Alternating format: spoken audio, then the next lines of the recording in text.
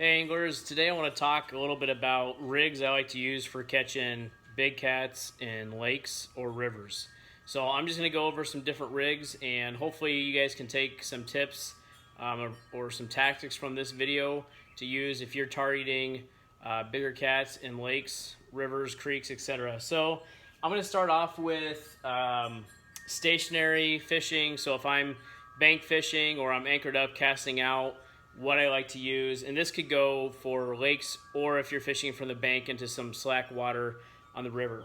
So if I'm fishing current or by a river, all my catfishing rods and reels, my rods are going to be medium heavy at least, and the reels, I run mainly spinning reels. I'm running Daiwa M casts. I believe it's a 4000 maybe series, and those are basically a saltwater reel. So don't be afraid to use big gear when targeting big channel cats or flatheads. As far as line goes, I will use either mono or braid both. For mono, I'm using at least 30 pound, and for braid, 50 or bigger. I'm a firm believer that catfish aren't line shy, so having a bigger test line is not anything to worry about. And my leaders are almost always at least 30 pound mono as well. So for example, if I'm fishing in river on a bank, what I'm going to have on my main line is a sinker slide. So this is a sinker slide here made by Whisker Seeker, and I've got a bead to protect my knot and a big barrel swivel.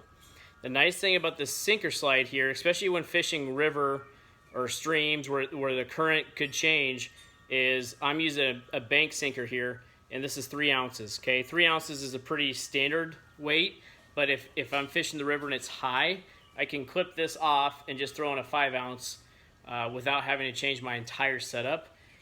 Or if I'm fishing a lake, I can use a bank sinker once again, but I might go down to 2 ounces or 1 ounce. So that's one thing I like to do. Let me see what else I've got here for you guys. Other sinkers I like, this is an egg sinker here. And an egg sinker is nice if you are drifting for catfish, or if you're fishing, once again, this can be used if you're fishing stationary and there's not much current. So if you're fishing a lake or a pond even, this is only 1 ounce here. I can cast this out. And if I'm fishing, relatively shallow water, I don't need a ton of weight and there's not a lot of current pushing me around. I don't need a ton of weight. If I'm drifting for catfish, okay, on a lake, here's a setup I like to use. Give me just a second here. So you'll see my main line, and then you'll see a leader here, and my leader is about 14 inches here or so. I like to run that anywhere from 12 to 24. And what I've got on here is an MP Seeker.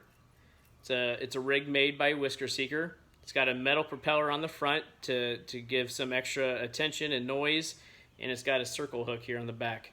And this float here, what that does is it allows that bait to float off the bottom. And I really like that, in almost all my setups. I will run a Carolina rig from time to time, but if I'm ever drifting, I'm always running some sort of float Santee Cooper rig. All right, and Whisker Seeker makes it real nice by already having these pre-made that you can use in a variety of options. So this one's an MP Seeker, and I'll show you a couple other ones I like to use as well. And all you got to do is tie that onto your leader, get yourself some cut bait, and you're ready to go. All right, so let me see what else I've got here to show you guys. Here's another example of a weight in a different Santee Cooper setup. So here's a 2 ounce no roll weight. These are nice. Once again, if you're fishing slack current or a lake, this sits flat on the bottom. If you're fishing really fast current, these will still move, and so I've gone all the way up to 5 ounces around here with no roll sinkers. And then below, I once again have, give me just a second here. I've got a leader here, and then I've got an attention seeker. This is a Versa rattle. Okay, once again, that's going to vibrate in the water just to draw some extra attention. And here's a float with a wire leader and a circle hook. Circle hooks, I use either 6/0 or 8/0 hooks. Most of these Whisker Seeker ones are built with 6/0 hooks.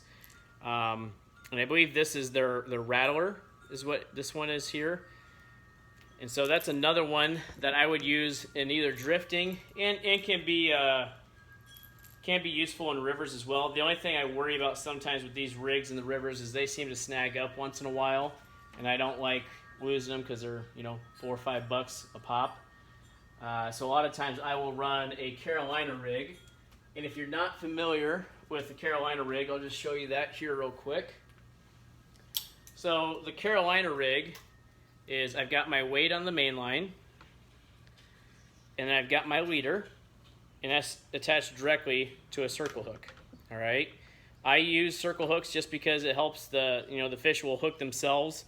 I can reel down and that fish is right there, and reduces the chances of gut hooks to hopefully preserve that fish.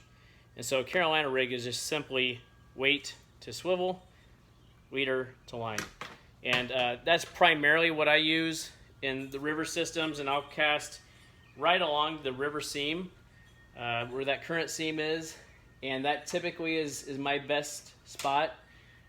You can fish tight to the bank, you can fish out right there along that seam. It kind of just depends on what the river is doing, you know, the height of the river, how fast it's moving, time of year, all those things are something that you should experiment with. Trying to think if there's anything else I've not gone over right now that I want to highlight with you guys. One thing I will say on here is if you have questions or comments, please let me know. I'm happy to discuss the different techniques I use or different setups I have. These setups have been really useful for me for catching channel cats. Yeah, I'll still go out and throw a worm on the bottom, but it seems like if you want to catch nice channel cats or flatheads, these are the rigs that you want to use. One big difference I will say is mainly for channel cats I'm using cut bait, and for flatheads I'm primarily using live bait. Have caught flatheads on cut bait, but it seems like live bait is a preferred bait for flatheads. So I hope you guys learned a few things on this video. If you have any questions or comments, please let me know and subscribe to the channel. Tight lines, everyone.